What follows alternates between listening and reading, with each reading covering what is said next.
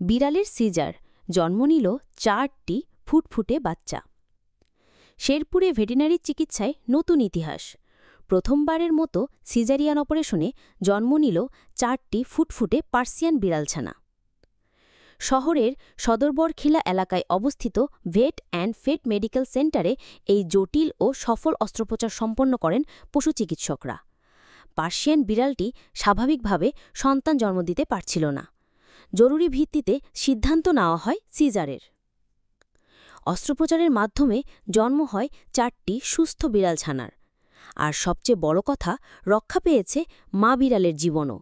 চিকিৎসকদের এই সফলতা শুধু একটি ঘটনা নয়, বরং পশু চিকিৎসা ব্যবস্থায় এক উল্লেখযোগ্য অর্জন। নতুন 4 প্রাণের জন্ম আর একটিমাত্র জীবন রক্ষার গল্পে ভরে উঠেছে শেরপুর শহর। ভেট অ্যান্ড ফেট মেডিকেল সেন্টারের এই সাফল্য প্রাণীপ্রেমীদের মাঝে আশার আলো ছড়াচ্ছে।